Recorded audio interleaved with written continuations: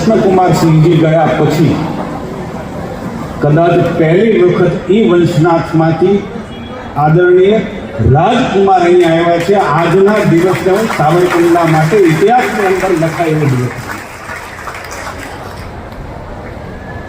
એવા આ ગરિમામાં ઉપસ્થિત કૃષ્ણકુમારસિંહજીના સાથે જોડાયેલા અખાડાની અંદર આપણી સ્કૂલ એ સ્કૂલને સંપૂર્ણપણે ડિજિટલાઇઝેશન કરવાના કાર્યક્રમમાં જેમની ગરિમામય ઉપસ્થિતિ છે, હું તમે જેના કારણે આજે આઝાદ હિન્દુસ્તાનની અંદર સ્વતંત્રતાનો શ્વાસ લઈએ છીએ એવા રાજવી પરિવારમાંથી માનનીય રાજકુમાર સાહેબ, શિક્ષણ ક્ષેત્રમાં રાજ્ય સરકારની ક્રાંતિના વાહક બનેલા આપણા જ વિસ્તારની અંદર આજ સાવરકુંડલાના જ જેને કહી શકાય, એક બાજુ યુવરાજ છે, એક બાજુ એવા યુવાન મંત્રી છે એવા માનનીય શ્રી પ્રફુલ્લભાઈ પાનસેરિયા. હમણાં જ આપણે જેમને ખૂબ જંગી બહુમતીથી સાવરકુંડલા સહિત અમરેલી લોકસભાના મતક્ષેત્રે ખૂબ મોટા આશીર્વાદ આપી દેશના યશસ્વી પ્રધાનમંત્રી નરેન્દ્રભાઈના જેમને સાથી બનાવ્યા છે એવા આપણા માનનીય સાંસદભાઈ શ્રી ભરતભાઈ સુતરિયા, ડૉક્ટર સાહેબ માનનીય દીપકભાઈ માલાણી, આપણા સહકારી આગેવાન, આ શહેરના પ્રથમ નાગરિક આદરણીય મેહુલભાઈ, આદરણીય નારાયણ સ્વામી, સૌ ગરિમામય ઉપસ્થિતિ જેમની છે એ બધા જ ટ્રસ્ટીશ્રીઓ, સાવરકુંડલાના વિવિધ સમાજમાંથી આવતા તમામ આગેવાનશ્રીઓ, યુવાનો, આદરણીય કાંતિબાપા સહિતની એક મોટી પેઢી, અમારી વડીલ પેઢી પણ અહીંયા બેઠી છે. વિદ્યાર્થીઓ પણ મોટી સંખ્યામાં, હું એમ માનું છું કે 11-12ના વિદ્યાર્થીઓ પણ અહીંયા ઉપસ્થિત છે. સૌને આદરપૂર્વક વંદન. કૃષ્ણકુમારસિંહજી વ્યાયામ મંદિરની અંદર આ કાર્યક્રમ હોય, એક આ વિસ્તારના જનપ્રતિનિધિ તરીકે હું એના માટેનું ગૌરવ અનુભવું છું. કારણ કે એક યુવાન શિક્ષણ મંત્રી રાજ્યની અંદર કેવા પ્રકારનું કામ કરે છે એનો જીવતો જાગતો નમૂનો યુવરાજ સાહેબ હોય તો એ અમારું ગૌરવ, સાવરકુંડલાનું પણ ગૌરવ છે, પણ ગુજરાતનું પણ ગૌરવ છે અમારા શિક્ષણ મંત્રી પ્રફુલ્લભાઈ પાનસેરિયા છે. સંસ્થાએ મને કહ્યું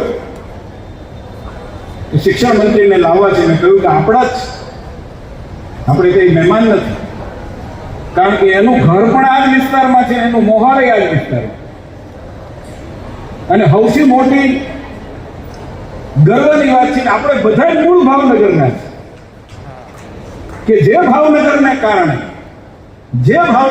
કારણે આજે આઝાદ હિન્દુસ્તાન, મેં કહ્યું એમ, સ્વતંત્રતાનો શ્વાસ લે છે.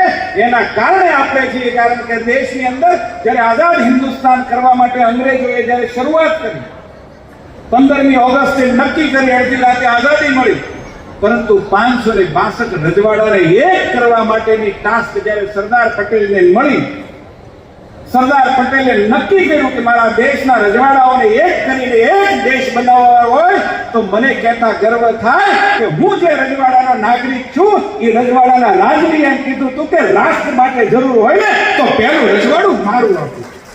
એ કૃષ્ણકુમારસિંહ બહુ મોટું અનુસંધાન છે એનું,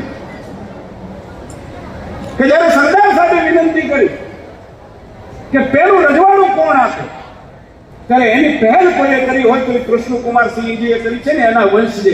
ત્રીજી જ પેઢી બહુ દૂર નથી, એ અહીંયા છે. એના મોઢા ઉપર ભાવનગરનું તેજ છલકાય છે સાહેબ, એના મોઢા ઉપર ભાવનગરનું તેજ છલકાય. આ નાની વાત નથી સાહેબ. અને સરદાર પટેલે જ્યારે કીધું કે રજવાડું દેશને એક કરવો છે, રાષ્ટ્ર માટે રજવાડાને એક કરવા છે, ત્યારે પહેલું રજવાડું જ્યારે કૃષ્ણકુમારસિંહજી આપ્યું ને, ત્યારે સરદાર પટેલને એમ કીધું કે 10 મિનિટની સરદાર સાહેબ રાહ જો, હું 10 મિનિટ પછી તમને જવાબ.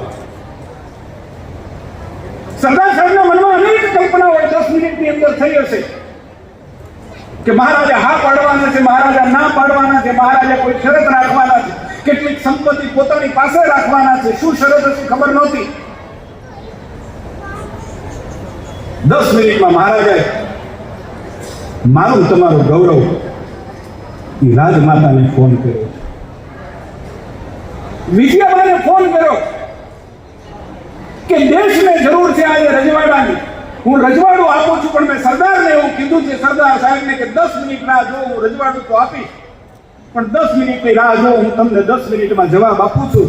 કારણ કે મેં એવું નક્કી કર્યું હતું કે રજવાડું આપવાનો અધિકાર મારો છે, પણ રજવાડાની અંદર જે મામેરામાં મિલકત આવી છે ને બા તમારી સાથેની, એ મારી નથી ને, એટલા માટે મારે તમને પૂછવું છે. ત્યારે મને ગર્વ થાય, આ દુનિયાની મહિલા, દેશની મહિલા નહીં, દુનિયાની મહિલા ગૌરવ લઈ શકે ને એવો જવાબ એ રાજમાતાએ આપ્યો છે. એ રાજમાતાએ કહ્યું છે કે મહારાજા, રજવાડું આપવું હોય ને, હાથી આપવો હોય ને, તો શણગાર વગરનો હાથી નો અપાય. હું જેટલું લાવી છું ને એ શણગાર સાથે આપવું પડે. સાહેબ, મારો કરિયાવર રાષ્ટ્રને સમર્પિત છે. આ પરિવારમાંથી આવ્યા છે ને એનો આ ભાવ છે. સાવરકુંડલાની એક નાનામાં નાનો સમાજ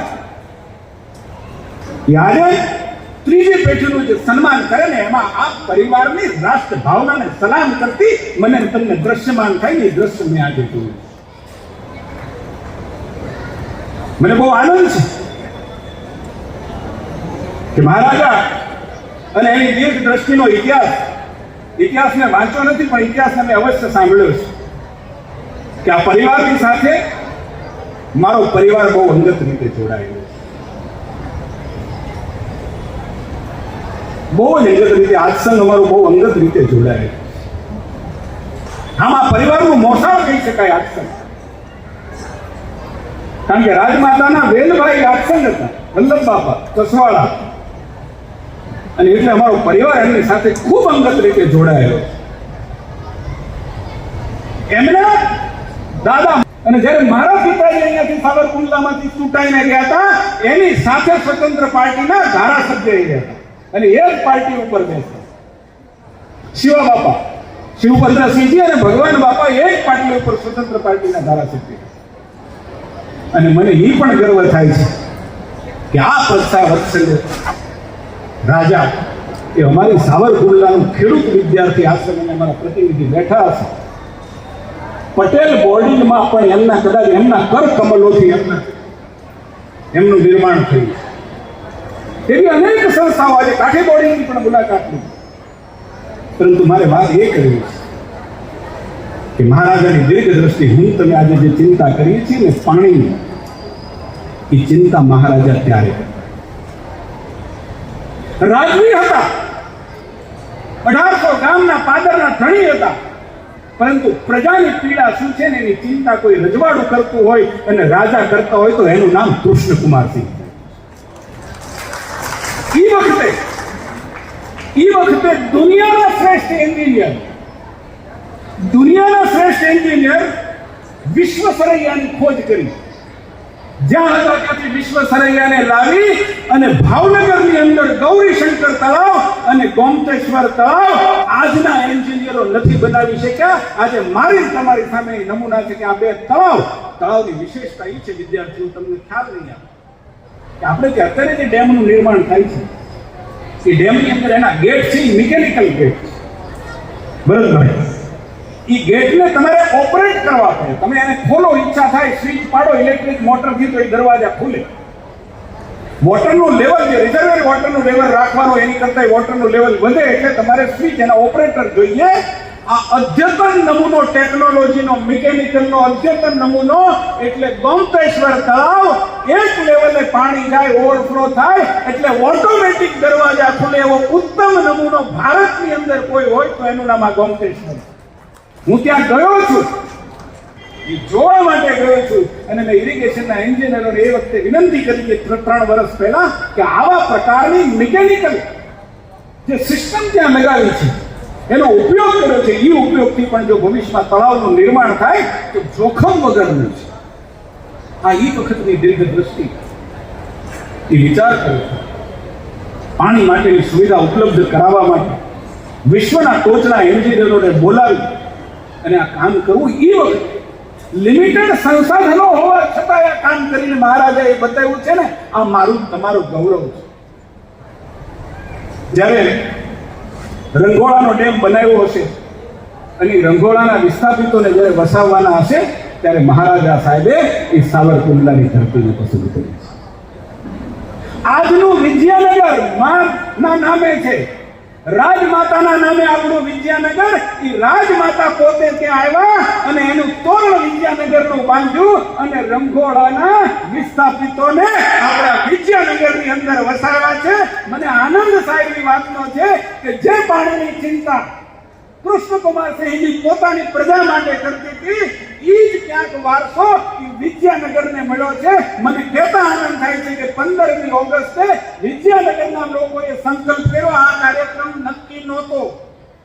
મહારાજે આ પાણીનું કામ કર્યું છે કે નહીં વિદ્યાનગરના લોકોને ખબર નહોતી. લીલી વઘાસિયાનું ગામ છે, પરંતુ કોઇન્સિડન્ટલી સંસ્કાર કેવી રીતે પેઢીમાં આવે છે એનું ઉત્તમ ઉદાહરણ છે કે ભાવનગરના મહારાણી રાજમાતા એ જેને તોરણ બાંધ્યું છે એને વારસો છે લોહીમાં આવ્યો ને. એટલે વિદ્યાનગરે નક્કી કર્યું કે અમે પાણીનું સંરક્ષણ કરીશું અને 100% ગામડાની અંદર એ ગામના 223 ઘરની અંદર એ ઘરનું પાણી ઉતારવા માટેનો સંકલ્પ લીધો. આજે 50% કામ પૂરું થયું છે ને આ ગર્વ છે. કારણ કે ગામનું નામ, આ નામના પ્રભાવો છે. ગામનું નામ એ દેવીનું નામ છે, વિજયા દેવી, જેને કહી શકાય કે જેણે ભારતની સ્વતંત્રતાના ઇતિહાસમાં જેમણે એવું કહ્યું છે કે દેવો હોય ને તો હાથી દો, એની હારે શણગાર પણ આપો ને, એમના હાથી ન દેવાય. મારું પણ જે કાંઈ છે કરિયાવરમાં લાવેલું એ રાષ્ટ્રને સમર્પિત છે ને. આ સંસ્કાર છે ને, આ સંસ્કાર એવી રીતે કામ કરે. હું અનેક વાતો કરી શકું ભાવનગરના રજવાડા પાસે, કારણ કે મેં બાળપણની અંદર આ ઇતિહાસને જાણ્યો છે, મેં એમને સાંભળ્યો છે. હું અભિનંદન આપું આ સંસ્થાને કે તમે ટ્રસ્ટીઓ જે વિચાર કર્યો, ઉત્તમ વિચાર. મહારાજા સાહેબનું સ્ટેચ્યુ અહીંયા મૂકવાનો વિચાર કર્યો છું. હું આ રાજ્યના નાગરિક તરીકે, આ ભાવનગરના સંતાન તરીકે કહું છું કે તમે તો સાહેબ એક ઉત્તમ વિચાર કર્યો છે. આ વિચારને હું આગળ લઈ જઈશ. હું પૂર્ણ કક્ષાનું મહારાજાનું સ્ટેચ્યુ એ સાવરકુંડલાની અંદર પધરાવવાની જાહેરાત કરું છું, નગરપાલિકાને વિનંતી કરું. કારણ કે આપણી વિરાસત, અને આ વિરાસતને જો આ વિદ્યાર્થીઓ ભૂલી જશે તો એ ભવિષ્યની વિરાસત. હું ML શેઠના વિદ્યાર્થીઓને સલામ કરું છું. જે પ્રકારની આજે એ દીકરીઓ ઇંગ્લિશની અંદર વાત કરતી હતી, મને ગર્વ છે કે જે મારી દીકરી 1.5-2 લાખની ફીમાં ભણે છે, એ નિશાળની અંદર આ પ્રકારનું શિક્ષણ નથી મળતું, એવું મારી સાવરકુંડલાની અંદર શિક્ષણ મળે છે. એટલે તમને અભિનંદન. સ્કૂલને ડિજિટલાઇઝેશન માત્ર પુસ્તકનું જ્ઞાન ન લાગે, બહારનું પણ જ્ઞાન મળે. એટલે એટલી બધી સારી એક્ટિવિટીઓ અહીંયા થઈ રહી છે. મને આનંદ છે કે 4 બસ ભરીને વિદ્યાર્થીઓને ગઈ વખતે હું વિધાનસભા જોવા ગઈ, કારણ કે મને દેખાય છે પોટેન્શિયાલિટી અહીંયા દેખાય છે. આ બાળકોની અંદર મને એ દેખાય છે શક્તિની. એટલા માટે એ શક્તિને ખીલવવા માટેનો પ્લેટફોર્મ આ નિશાળ દ્વારા પણ થયું. ભાઈ મહેતા હમણાં દાતા હતા, ક્યાં ગયા? સાહેબ તમારા કંઠને સલામ કરું, બાપ બેટીના કંઠને સલામ કરું. આપણો કલાકાર છે સાહેબ, આપણે એના વખાણ ના કરીએ તો કોણ કરે સાહેબ? એને જે પ્રકારની સ્તુતિ પ્રસ્તુત કરી, દંગ રહી ગયા. અને જ્યારે શબ્દમાં સૂર છે ને, એનો ઉમેરો થાય છે ને, ત્યારે આવા કલાકારો પેદા થાય. આવા કલાકારો ઉભા થા વિજયભાઈ, અને અભિનંદન આપવા પડે. આ પાછા વિદ્યાનગરના જ છે. જાઓ સાહેબ પાસે જાઓ, ફોટો પડાવો, આપો એમને. એની દીકરી ક્યાં છે? મોકલો. આપણું ઘરેણું છે, સાવરકુંડલાનું ઘરેણું છે. એમની સાથે સાથી કલાકાર પણ હતા. સારા. કારણ કે જનપ્રતિનિધિ તરીકે મારી પણ એક ફરજ છે કે મારો કલાકાર આવો તૈયાર થતો હોય મારા સાવરકુંડલામાં, તો મેં તો મેહુલભાઈને સૂચના આપી છે કે આનો ઉપયોગ દિવાળી કરીને કરી દેવાય. આને ક્યાંક આપણે પ્રસ્તુત કરવાની મેં સૂચના પણ આપી છે મેહુલભાઈ. ફરી એક વખત મારે લાંબી વાત કરી શકું, પરંતુ રાજકુમાર સાહેબને જવાનું છે. પ્રફુલભાઈ પાસેથી અનેક શિક્ષણની વાતો, રાજ્ય સરકારની વાતો